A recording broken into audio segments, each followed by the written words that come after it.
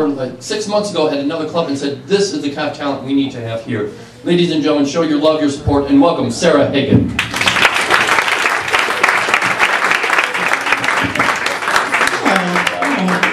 Sorry, the hat, I know. Either I didn't wash my hair or I really like Newsies. Can it be both? Can it just be a little bit of both? I'm gross and I like Newsies. I'm vegan. I know. I'm so startlingly robust. So not anemic in not in any way. Faint getaway at any time.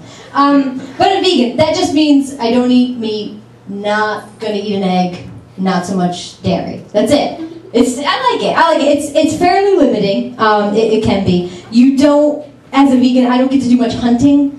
Not so much. No, they frown. The other vegans, they hate it. They were really. It's like in the don'ts as opposed to the do's of the guidebook. I think we're not allowed to so much. I tell you who I could hunt though, and it's fabulous because it's kind of a technicality. I could hunt Mr. Peanut. Because it's a fucking, it's a gray area. The rest of it, what's Peanut gonna do? Nothing. They can't stop me. And I kill him dead. Mr. Peanut. I would give him a head start, because clearly the monocle would indicate that one eye is fairly wonky. And he's got a cane. And I'm a lady, I'll play fair. But I'll let him run on ahead, but I would hunt him down and catch him. Just maybe, the pack of bloodthirsty hounds, just off right after him. Maybe, we find him in a clearing, just brambles stuck to his top hat, waving his little stick arms, and that's when I'd finish him off. That's when I'd pounce. I'd just strangle him with his own monocle chain. Just peanut butter, hot peanut butter jets, just pouring. Like one of George Washington Carver's wet dreams, right there. And then I'd put a shell up in my den, and I'd wear his top hat all around so that everybody knows. Bag Mr. Peanut, I'm not to be fucked with. Not any. Yes. Don't fuck with me. And then I have peanut butter sandwiches for the winter months. It's practical. It's practical as much as it is fun. And that's sensible vegan. That's what I like. That's the good part about being vegan. Killing anthropomorphic food logos, apparently. I'm gonna rent a boat this summer and just harpoon Fudgy the whale. Just can't even eat ice cream. It's not vegan, but it'll be wasteful, but it'll be fun. Spearfishing. Here's what I don't like so much about being vegan, is the shit that you get from other people about it. I don't understand why my refusal to eat a piece of cheese somehow reflects negatively on your life.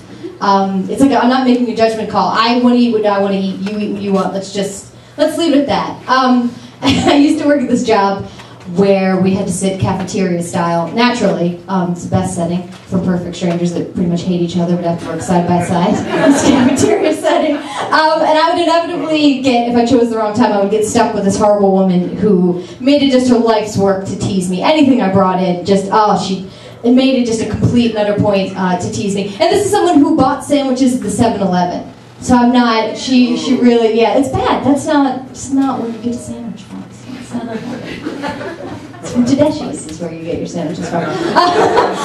But one day, she was really bummed on this particular day. I was enjoying a salad, because I'm a pussy, apparently, as I was told so nicely. And she was enjoying is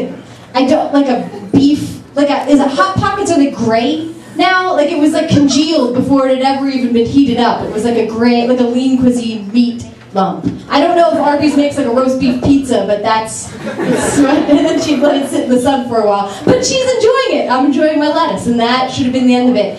And she turns to me, so triumphant, and she says, Sarah, I don't really see how you're any better. You're not cruelty-free. You chopped up those vegetables and you killed them for your salad. So, I don't see how we're any different. And, she thought she had won. She was so pleased with herself. And I said to her, you know what, Melissa, you're right. I hope those vegetables did suffer. So I'm kind of counting on it. I got into veganism not for the food, but for the cruelty. For the horrible... animal cruelty's been done. Anyone can singe the beak off of a chicken, but I could start a garden, the sky's the limit. Who's gonna stop? Peter's not gonna come in. I made Mrs. Peanut a widow. They will never see my garden of horrors. I said, Melissa, I like to start off slow. I like like to mulch a little bit in the soil, plant the seeds, get a floppy sun hat, a watering can with some sunflowers that I painted on. I painted them myself. I'm a bit of an artist. And I just am out there every day, just coaxing, just talking to them, just willing those little vegetables to come up. And then when they do, and then they get ripe enough, Melissa, I just rip them out of the fucking ground and just snapping carrots over my knee. You're too orange. You're not orange enough. There's a predetermined orange, and you'll never know carrots. You'll never fucking know. You'll never. Oh, and then I just put them in the compost heap because it's not enough to kill them. I like to watch them decompose because I'm sick. I'm sick in the head, Melissa. I'm sick. And so to just take little snap peas, you know, just rip open their bellies till the baby peas fall out. Forced pea portions in my garden. Late term, as late as I can possibly get it. Just grinding them under just patrolling the roads with like a salad shooter, you know, and an itchy tree. That's just, maybe one day I water them, you know, maybe I don't water them enough. Till they all go mad with thirst, you know. Because, Melissa, I've got my own organic Auschwitz where tomatoes are bred with German shepherds, because I will it so, because I say so, Melissa. And then it's about that time that I took a lettuce leaf and I waved it like a little flag and I just goose-stepped around the room and just said, vegan right, Melissa, vegan right. And I don't work there anymore. And that's how I lost my job. This is the long and short of that story. I'll end with this because my time's just about up. I've almost inevitably, and not on purpose, not that you could prove it's on purpose, but I normally, I'm always wearing a mini skirt whilst doing the vegan, and everybody always gets a little bit of a show. So I'd like to end by saying I'm sorry that I did not wear a mini skirt this evening. But if you ever see me do it again, I promise. So hot pants or a mini skirt, either way, you get a good viewing. And that's all. Good night, guys.